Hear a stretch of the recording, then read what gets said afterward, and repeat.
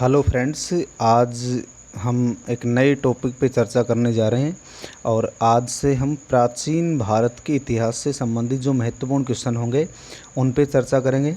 तो प्राचीन भारत में हम पहला टॉपिक ले रहे हैं सिंधु घाटी सभ्यता। सिंधु घाटी सभ्यता, तो सिंधु घाटी सभ्यता से संबंधित जो भी महत्वपूर्ण क्वेश्चन हैं इससे संबंधित 6 से 7 वीडियो अपलोड करेंगे और इनसे संबंधित जो भी महत्वपूर्ण क्वेश्चन हैं उनका हम अध्ययन करते हैं। तो आइए पहले क्वेश्चन पे चर्चा करते हैं। हड़प्पा के टीलों की ओर सर्वप्रथम लोगों का ध्यान आकर्षित किसके द्वारा किया गया है? हड़प्पा के टीलों की ओर सर्वप्रथम लोगों का ध्यान आकर्षित किसके द्वारा किया गया?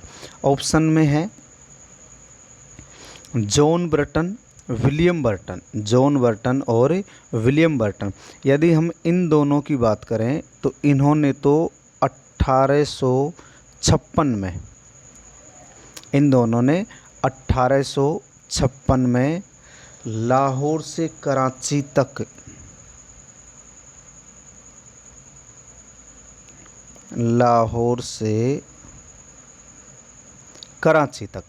से कराची तक रेलवे लाइन बिछाने का कार्य किया था।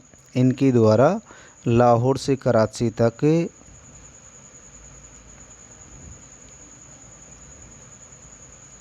रेलवे लाइन बिछाने का कार्य किया था और इन्होंने इस रेलवे लाइन के लिए हड़प्पा से जो ईंटें प्राप्त हुई थी उनका उपयोग किया था। हड़प्पा से प्राप्त ईंटें, तो इनका प्रयोग किया। इसके बाद ऑप्शन सी है अलेक्जेंडर कनिंघम। अलेक्जेंडर कनिंघम की यदि हम बात करें तो 1861 ईस्वी में कनिंघम के नेतृत्व में भारतीय पुरातत्व सर्वेक्षण विभाग की स्थापना होती है। भारतीय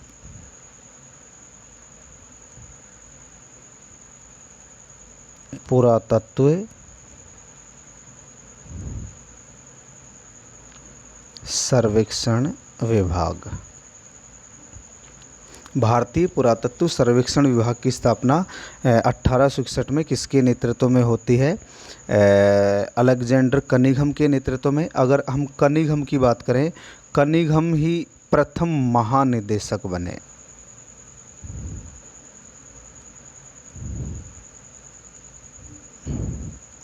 प्रथम महानिदेशक, हम किसके महानिदेशक की बात कर रहे हैं? भारतीय पुरातत्व सर्वेक्षण विभाग, और इसे भारतीय पुरातत्व का जन्मदाता माना जाता है। भारतीय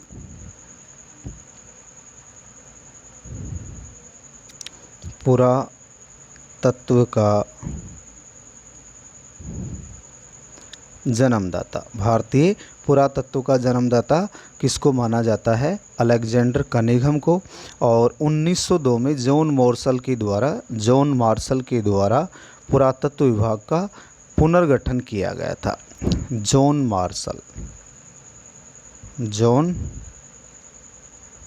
मार्शल के द्वारा पुरातत्व विभाग का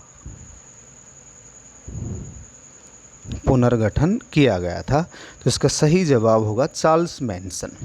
और चार्ल्स मैनसन ने 1826 में सर्वप्रथम हड़प्पा के टीलों की ओर लोगों का ध्यान आकर्षित किया। तो हम कह सकते हैं कि हड़प्पा में जाने वाला पहला व्यक्ति, हड़प्पा जो स्थल है, हड़प्पा में जाने वाला प्रथम व्यक्ति, हड़प्पा में जाने वाला प्रथम व्यक्ति कौन था? Charles Manson. तो इसका सही जवाब हो जाएगा चार्ल्स मैनसन। अगला क्वेश्चन देखिए।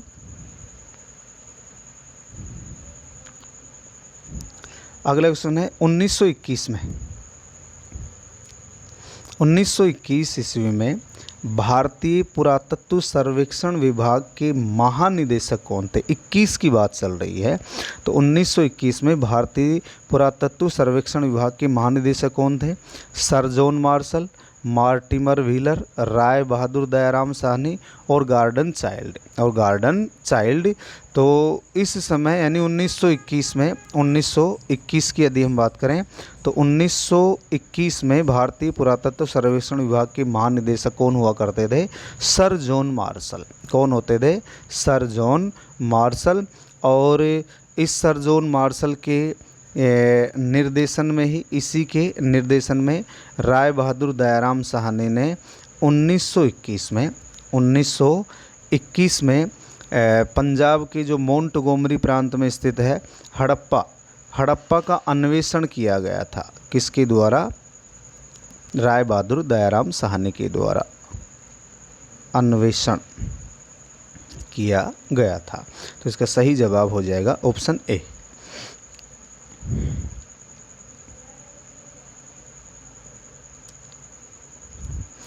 सर्वप्रथम सिंधु सभ्यता नाम किसके द्वारा दिया गया? सर्वप्रथम सिंधु सभ्यता नाम किसके द्वारा दिया गया? Sir John Marshall, Mortimer Wheeler, Ernest Mackay और फेयर सर्विस।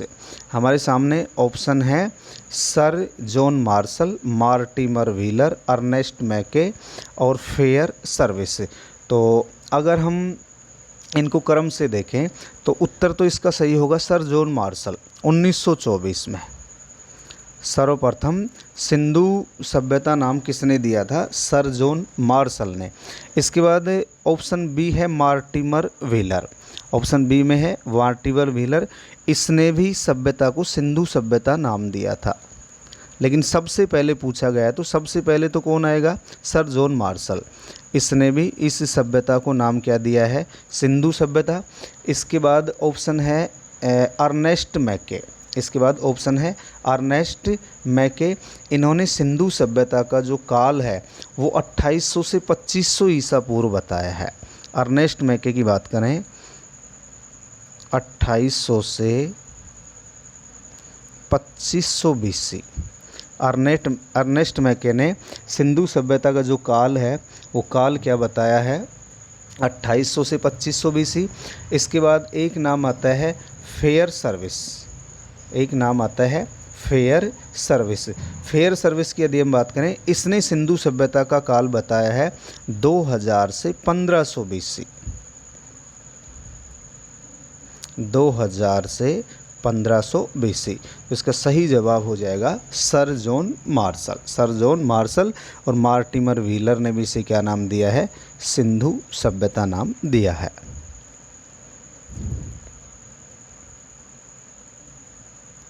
अगला क्वेश्चन देखिए, निम्न में से किस विद्वान ने वृहत्तर सिंधु घाटी सभ्यता नाम दिया? किस विद्वान ने वृहत्तर सिंधु घाटी सभ्यता नाम दिया है? तो वृहत्तर सिंधु घाटी सभ्यता नाम ऑप्शन ए है गार्डन चाइल्ड। गार्डन चाइल्ड की यदि हम बात करें, इसने तो सिंधु सभ्यता को प्रथम नगरीय क्रांति की संज्ञा दी है। इसने सिंधु सभ्यता को क्या नाम दिया है? प्रथम नगरीय क्रांति। प्रथम नगरीय क्रांति की संज्ञा तो किसने दी है? गार्डन चाइल्ड ने। सर जॉन मार्शल की बात करें, अभी हम चर्चा कर ही चुके हैं, इसने सर्वप्रथम सिंधु सभ्यता नाम दिया था। सर्वप्रथम सिंधु सभ्यता नाम दिया था। M.R. मुगल की यदि हम बात करें, M.R. मुगल की यदि हम बात करें, इन्होंने वृहत्तर सिंधु घाटी सभ्यता कहा था। तो ऑप्शन सी सही हो जाएगा हमारा। ऑप्शन सी सही हो जाएगा। तो ध्यान रखना है, वृहत्तर सिंधु घाटी सभ्यता नाम किसने दिया था? M.R. मुगल ने। M.R. मुगल ने।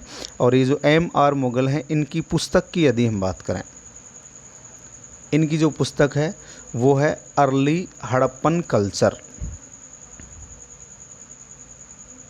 अर्ली हड़प्पन कल्चर,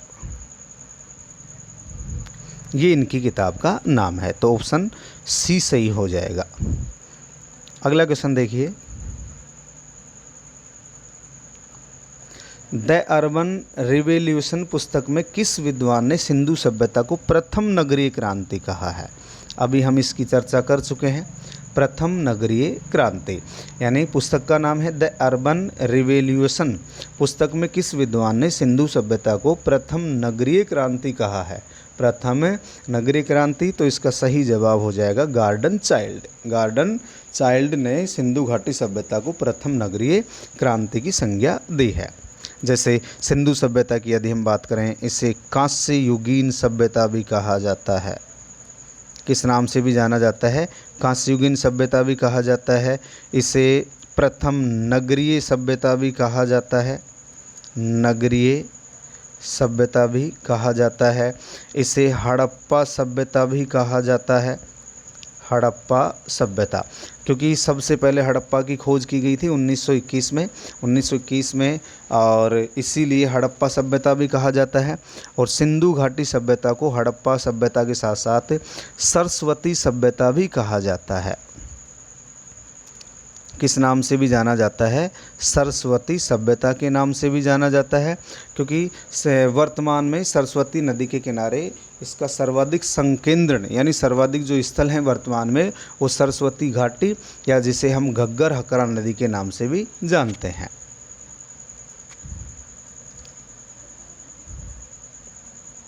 इसके बाद देखिए अगला क्वेश्चन है, सिंधु सभ्यता में कम से कम कितनी प्रजातियों के अवशेष मिले हैं? सिंधु सभ्यता में कम से कम कितनी प्रजातियों के अवशेष मिले हैं? ऑप्शन है ए 2, बी में 3 है, सी में 4 है और डी में 5 है। तो इसका सही जवाब होगा 4। सही जवाब क्या होगा? 4। और 4 में यदि हम बात करें, जैसे सबसे पहले प्रोटो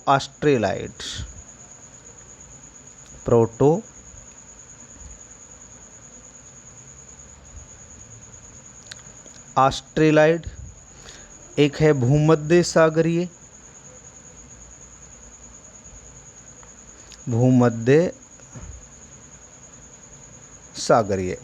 और भूमध्य सागरीय है। इनको ही हड़प्पा सभ्यता के मुख्यतः यानी मुख्य लोग भूमध्य सागरीय ही माने जाते हैं सिंधु सभ्यता में। तीसरा है मंगोलायड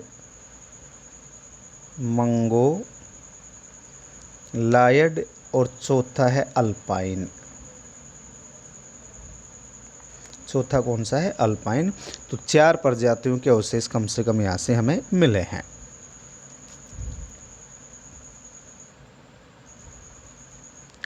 इसके बाद अगला क्वेश्चन है, मुख्यतः हड़प्पा सभ्यता के लोग किस प्रजाति से संबंधित थे? मुख्यतः किस प्रजाति से संबंधित थे? तो अभी हम चर्चा कर चुके हैं। इसमें उत्तर आएगा भूमध्य सागरीय। इसमें सही जवाब क्या होगा? भूमध्य सागरीय। अगला क्वेश्चन है, किस विद्वान ने सर्वप्रथम यह प्रतिपादित किया कि हड़प्पा सभ्यता के लोग और ऋग्वैदिक आर्य एक ही थे? महत्वपूर्ण क्वेश्चन है। किस विद्वान ने सर्वप्रथम यह प्रतिपादित किया कि हड़प्पा सभ्यता के लोग और ऋग्वैदिक आर्य एक ही थे? ऋग्वैदिक आर्य एक ही थे।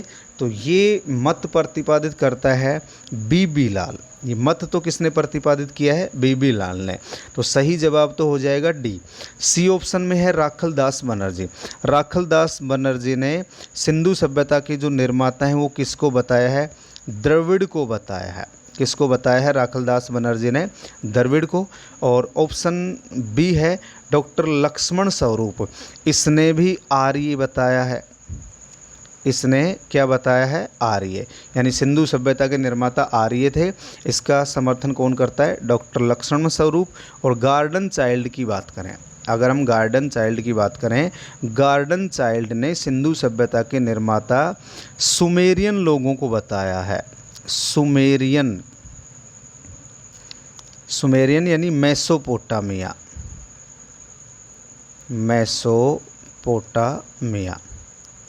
यानी सिंधु घाटी जो सभ्यता है वो मेसोपोटामिया और मिस्र की सभ्यताओं के समकालीन है। वो आगे हम चर्चा करेंगे। तो इसका सही जवाब हो जाएगा बीबी लाल।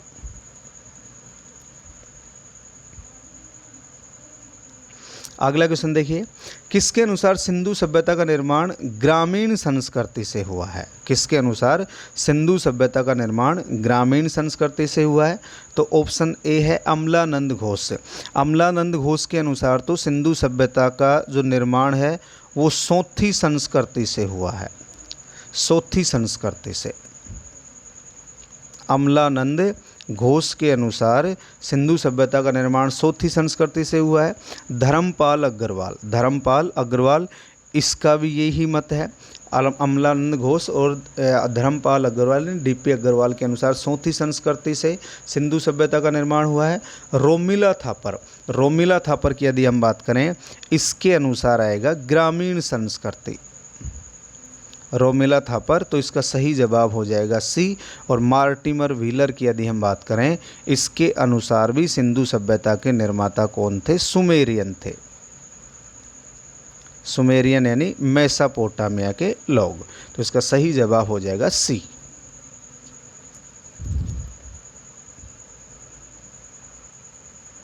इसके बाद अगला क्वेश्चन देखिए, रेडियो कार्बन 14 के विश्लेषण के आधार पर धर्मपाल अग्रवाल के द्वारा हड़प्पा सभ्यता की तिथि निर्धारित की गई।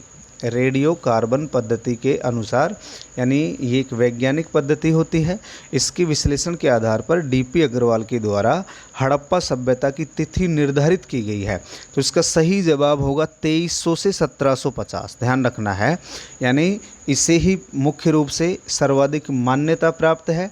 और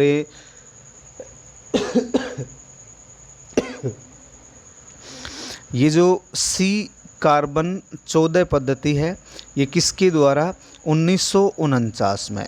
ये जो पद्धति है 1949 में विकसित की गई थी और विलार्ड फ्रैंक लीवी के द्वारा विकसित की गई थी। विलार्ड फ्रैंक लीवी के द्वारा ये विकसित की गई थी, इतना ध्यान रखना है। तो इसका सही जवाब तो हो जाएगा 2300 से 1750। अगर हम इन ऑप्शनों को और देखें, 3500 से 2750, यानी सिंधु घाटी सभ्यता का 3500 से 2750 काल निर्धारित करने वाले कौन थे? जॉन मार्शल थे। जॉन मार्शल के अनुसार सिंधु सभ्यता का समय क्या है? 3250 से 2700। 3250 से 2750, ध्यान रखना है। 3500 से लेकर के 2750, 3500 से लेकर, इसको थोड़ा सा देखते हैं हम एक बार, दोबारा देखिए। ऑप्शन बी है, थोड़ा सा करेक्शन है, ध्यान से समझना इसे। यानी 2300 से 1750 तो किसने बताया है? डीपी अग्रवाल ने। ऑप्शन बी है 3500 से 2700। 3500 से 2700 ये बताने वाले कौन थे? एम.एस. वत्स यानी माधव स्वरूप वत्स के अनुसार 3500 से 2700 ईसा पूर्व है। 3250 से 2750 ईसा पूर्व, इसमें आएगा जॉन मार्शल। इसमें कौन आएगा? John Marshall. तो दोबारा देख लीजिए, यानी 2300 से 1750 ये रेडियो कार्बन 14 के विश्लेषण के आधार पर डीपी अग्रवाल बताते हैं। 3500 से 2700 ईसा पूर्व एम.एस. वत्स यानी माधव स्वरूप वत्स। 3250 से 2750, 3250 से 2750 सर जॉन मार्शल। और एक है 2800 से 2500, 2800 से 2500 बताने वाले कौन थे? अर्नेस्ट मैके। तो अर्नेस्ट मैके के अनुसार इस सभ्यता का काल क्या है? 2800 से 2500। तो इसका सही जवाब हो जाएगा ऑप्शन ए। सही जवाब होगा ऑप्शन ए। अगला क्वेश्चन देखिए, सारगोन के अभिलेख के आधार पर, ये जो सारगोन का अभिलेख है ये मेसोपोटामिया से प्राप्त हुआ है। मेसोपोटामिया, सारगोन का जो अभिलेख है वो कहाँ से प्राप्त हुआ है? मेसोपोटामिया से। तो सारगोन के अभिलेख के आधार पर सिंधु सभ्यता का समय माना गया है। सारगोन के अभिलेख के आधार पर सिंधु सभ्यता का समय माना गया है 3250 से 2750। सही उत्तर हो जाएगा ऑप्शन ए।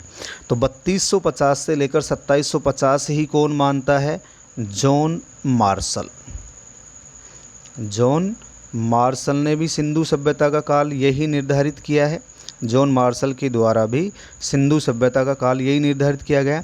इसके बाद है 2500 से लेकर के 1500, 2500 से लेकर के 1500 ईसा पूर्व, ये काल निर्धारित करने वाले कौन थे? Mortimer wheeler, Mortimer wheeler.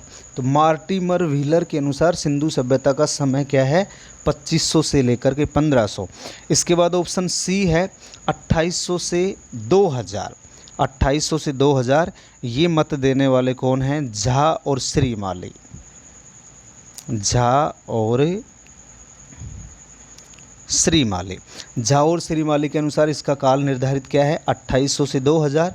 और लास्ट है आपका ऑप्शन में 2000 से लेकर के 1500 ईसा पूर्व, 2000 से लेकर 1500 ईसा पूर्व।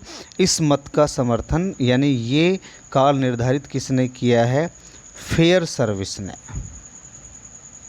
फेयर सर्विस ने। तो इसका सही जवाब हो जाएगा ऑप्शन ए। इसके बाद देखिए अगला क्वेश्चन देखते हैं।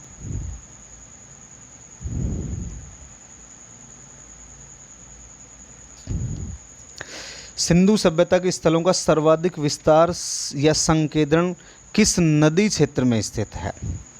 यानी प्रारंभ में जब सिंधु सभ्यता की खोज की गई तो इसका नाम सिंधु नदी के आधार पर रखा गया, क्योंकि प्रारंभ में जो स्थल मिले वो सिंधु नदी और उसकी सहायक नदियों के आसपास मिले हैं। लेकिन सिंधु सभ्यता का सर्वाधिक विस्तार या संकेंद्रण किस नदी के किनारे स्थित है? इसका जवाब हो जाएगा सरस्वती। सरस्वती यानी इसे हम वर्तमान में किस नाम से पुकारते हैं? घग्गर हकरा, घग्गर हकरा के नाम से पुकारते हैं या जानते हैं। तो इसका सही जवाब हो जाएगा सरस्वती नदी।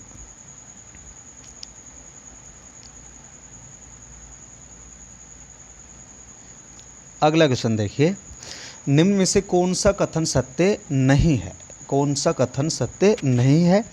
हड़प्पा सभ्यता का उदय पश्चिमोत्तर भारत में हुआ, ये सही बात है। हड़प्पा सभ्यता का उदय पश्चिमोत्तर भारत में हुआ है, ये सही बात है।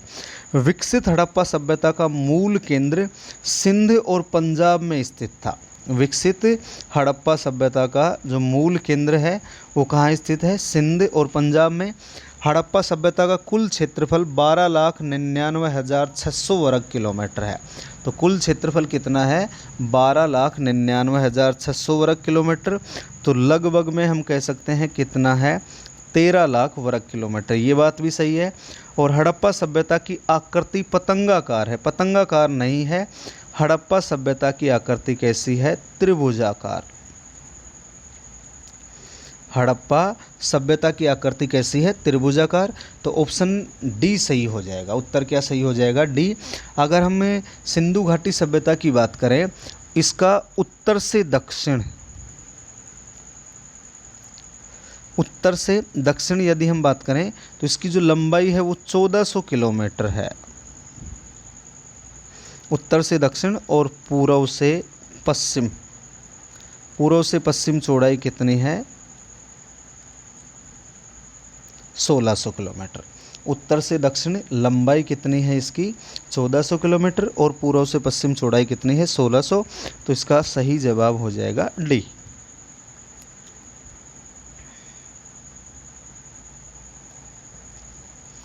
इसके बाद देखिए, सिंधु घाटी सभ्यता का सर्वाधिक उत्तरी छोर, सर्वाधिक उत्तरी छोर पूछा गया है, ध्यान रखना है। सर्वाधिक उत्तरी छोर यानी अगर हम उत्तरी छोर की बात करें तो मांडा आएगा, उत्तरी छोर की बात करें तो मांडा आएगा। लेकिन ये सर्वाधिक उत्तरी छोर पूछा गया है, सर्वाधिक उत्तरी छोर, इसमें उत्तर आएगा मुंडीगाक। सर्वाधिक उत्तरी छोर, इसमें उत्तर क्या आएगा?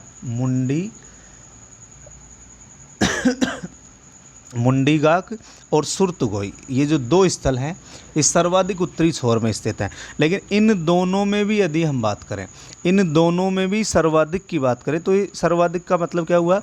ये दोनों स्थल कहाँ स्थित है? अफगानिस्तान में है। क्योंकि सिंधु सभ्यता का विस्तार 3 देशों में है। सिंधु सभ्यता का विस्तार कितने देशों में है? 3 देशों में। पाकिस्तान, भारत और अफगानिस्तान। तो सर्वाधिक उत्तरी छोर अगर 2 स्थल दे दिए जाए ऑप्शन में, तो जैसे 2-2 जोड़े बनाकर दे दे तो कौन से होंगे, सुरतगोई और मुंडीगाग। लेकिन इनमें भी अगर एक स्थल पूछ लिया जाए तो इसका सही जवाब होगा सोरतुगई। इसका सही जवाब क्या होगा, सोरतुगई। ये अफगानिस्तान में स्थित है। ये कहाँ स्थित है, अफगानिस्तान में। और ये जो दोनों स्थल हैं ये हिंदू कुश पर्वत के उत्तर दिशा में स्थित हैं भाई। हिंदू कुश पर्वत के उत्तर दिशा में स्थित हैं। हिंदू कुश पर्वत के उत्तर दिशा में स्थित हैं। और जो सोरतगुई है या सोरतगई है, यहाँ से हमें नहरों के अवशेष मिले हैं।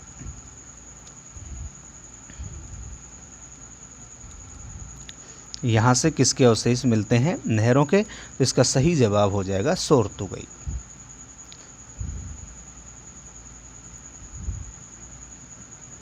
अगला क्वेश्चन देखिए। अगला क्वेश्चन है, निम्न में से कौन सा सुमेलित नहीं है। निम्न में से कौन सा सुमेलित नहीं है पूछा गया है। और ये सुमेलित में सिंधु सभ्यता के विस्तार से संबंधित क्वेश्चन है। सिंधु सभ्यता के विस्तार से संबंधित क्वेश्चन है। तो ऑप्शन ए है, उत्तर में रोपड़ चिनाब नदी, दक्षिण में दैमाबाद परवरा नदी, पूर्व में आलमगीरपुर हिंडन नदी, पश्चिम में सुतका गेंडोर दास्क नदी। ये सही बात है। पश्चिम में सिंधु सभ्यता का विस्तार कहाँ तक है, सुतका गेंडोर दास्क नदी तक। पूर्व में आलमगीरपुर हिंडन नदी, ये भी सही है। दक्षिण में दैमाबाद परवरा नदी। ये तीनों ऑप्शन सही हैं। तो ऑप्शन ए गलत होगा, क्योंकि उत्तर में इसका विस्तार रोपड़ तक नहीं है, मांडा जो कहाँ है, जम्मू कश्मीर में। ये जो सुतका गेंडोर है ये है बलूचिस्तान पाकिस्तान में। आलमगीरपुर ये कहाँ है, उत्तर प्रदेश में। और दैमाबाद की यदि हम बात करें, ये कहाँ है, महाराष्ट्र में। दैमाबाद कहाँ है, महाराष्ट्र में। तो इसका उत्तर हो जाएगा ए।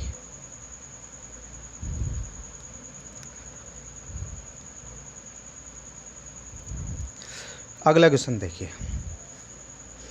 सिंधु सभ्यता का कौन सा स्थल सिंध प्रांत पाकिस्तान में स्थित नहीं है। ध्यान से समझना, आजकल ऐसे क्वेश्चन ज़्यादा पूछे जाते हैं कि कौन सा स्थल सिंध प्रांत में है, कौन सा पाकिस्तान के पंजाब प्रांत में है, कौन सा भारत के पंजाब में है, कौन सा बलूचिस्तान में स्थित नहीं है। ऐसे क्वेश्चन पूछे जाते हैं। तो सिंधु सभ्यता का कौन सा स्थल सिंध प्रांत पाकिस्तान में स्थित नहीं है। ऑप्शन है आमरी, अली मुराद और जुदेर जोदड़ो। आमरी, अली मुराद, जुदेर जोदड़ो। ये जो तीनों स्थल हैं, ये तीनों स्थल पाकिस्तान के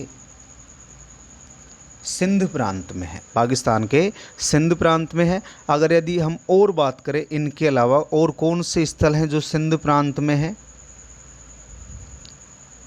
कोट दिजी। कोट दिजी जो स्थान है वो भी कहाँ पर स्थित है, सिंध प्रांत में। इसी प्रकार मोहनजोदड़ो, मोहनजोदड़ो। तो मोहनजोदड़ो, कोट दिजी, आमरी, अली मुराद और आपका एक है जुदेर जोदड़ो। इसके अलावा एक स्थल है चन्हूदड़ो। तो ये भी कहाँ स्थित है, सिंध प्रांत में। तो ऑप्शन डी सही हो जाएगा। डी स्थल है गुमला। ये गुमला पाकिस्तान के पंजाब प्रांत में है भाई, पंजाब पाकिस्तान। और हमसे क्वेश्चन क्या पूछा गया था कि कौन सा स्थल सिंध प्रांत में स्थित नहीं है। तो सिंध प्रांत में कौन कौन से स्थल हो गए, आमरी, अली मुराद, जुदेर जोदड़ो, कोट दिजी, मोहनजोदड़ो, चन्हूदड़ो। ये सारे स्थल कहाँ स्थित हैं, सिंध प्रांत में। गुमला नामक जो स्थान है वो पंजाब में। पंजाब भी कहाँ वाला, पाकिस्तान वाला। अगला क्वेश्चन देखिए, सिंधु सभ्यता का कौन सा स्थल पंजाब पाकिस्तान में स्थित नहीं है? फिर नहीं पूछा गया है। सिंधु सभ्यता का कौन सा स्थान है जो पंजाब पाकिस्तान में स्थित नहीं है? पंजाब पाकिस्तान की बात कर रहे हैं ये, तो डाबरकोट, डेरा इस्माइल खान, रहमान ढेरी और जलीलपुर। तो यदि हम बात करें जलीलपुर, ये पाकिस्तान के पंजाब में स्थित है, पाकिस्तान के पंजाब में है। रहमान ढेरी पाकिस्तान के पंजाब में है। डेरा इस्माइल खान ये भी पाकिस्तान के पंजाब में है।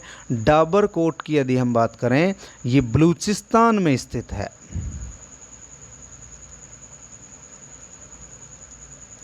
ये कहाँ स्थित है? बलूचिस्तान में। यदि हम पंजाब पाकिस्तान की बात करें, तो पंजाब पाकिस्तान में एक प्रसिद्ध स्थल और है, हड़प्पा। तो हड़प्पा होगा, डेरा इस्माइल खान हो गया, रहमान ढेरी हो गया, जलीलपुर हो गया, और एक हम इससे पहले चर्चा कर ही चुके हैं, गुमला। तो डेरा इस्माइल खान, रहमान ढेरी, जलीलपुर, हड़प्पा और गुमला, ये तो सारे के सारे पंजाब पाकिस्तान में है। डाबरकोट बलूचिस्तान में है। डाबरकोट पंजाब और सिंध में न होकर कहाँ है? बलूचिस्तान में। तो इसका सही उत्तर हो जाएगा डाबरकोट।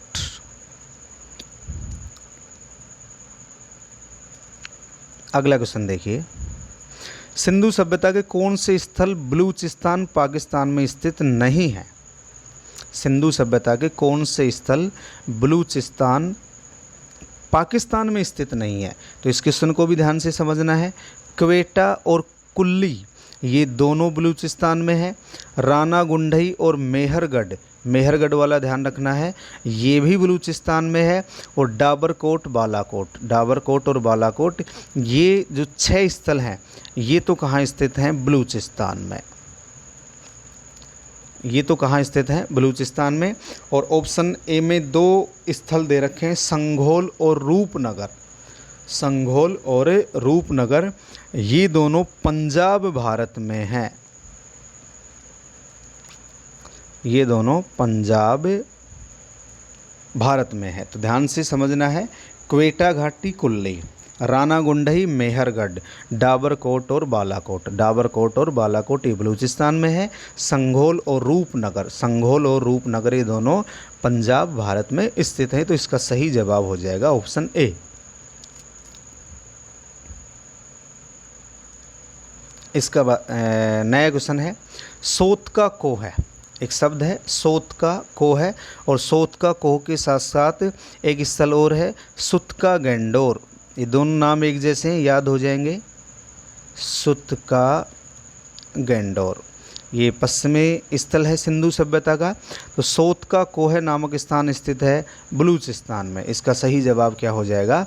बलूचिस्तान। तो मेहरगढ़ हो गया, सुत का गैंडोर, सोत का कोह हो गया, बालाकोट हो गया, कुल्ली हो गया, क्वेटा घाटी हो गया, डाबरकोट हो गया, राना गुंडई हो गया। ये सारे के सारे स्थल कहाँ स्थित हैं? बलूचिस्तान में स्थित हैं। अगला क्वेश्चन देखिए, सिंधु सभ्यता का कौन सा स्थल कच्छ का रण में स्थित नहीं है? कच्छ के रण में कौन कौन से स्थल नहीं है? धोलावीरा, देसलपुर, सुरकोटड़ा, ये तीनों स्थल कच्छ के रण में, गुजरात के कच्छ के रण में स्थित हैं। कच्छ का रण ध्यान रखना है, धोलावीरा, देसलपुर और सुरकोटड़ा। धोलावीरा, देसलपुर और सुरकोटड़ा ये कच्छ के रण में स्थित हैं। लोथल ये खंबात की खाड़ी में स्थित है तो गुजरात में ही, लेकिन ये अलग है। ये कहाँ स्थित है? खंबात की खाड़ी में। तो ऑप्शन हो जाएगा डी।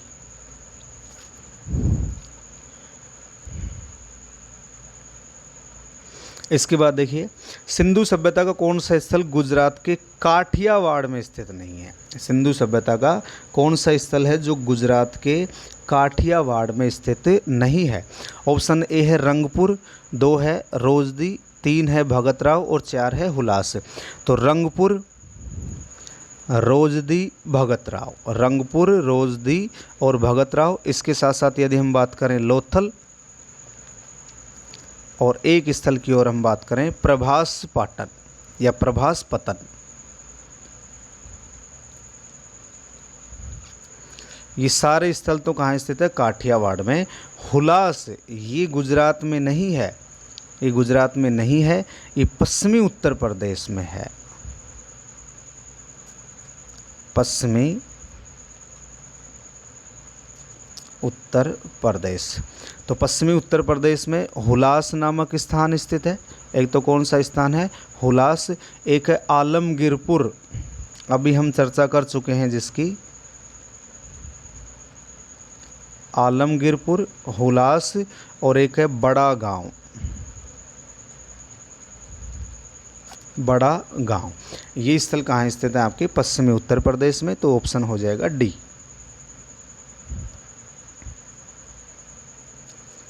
इसके बाद अगला क्वेश्चन है, सिंधु घाटी सभ्यता से संबंधित कौन सा कथन सत्य नहीं है? फिर वही क्वेश्चन आ गया, सत्य नहीं है।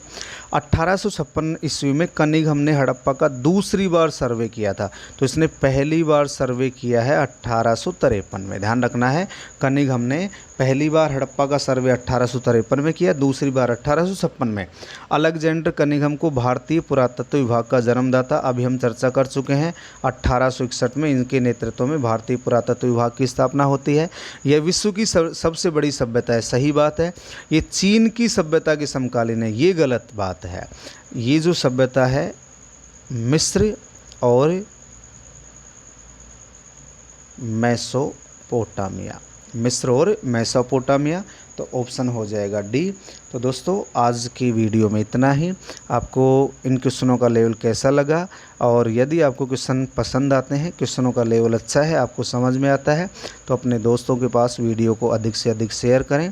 आज की वीडियो में इतना ही। जय हिंद, जय भारत।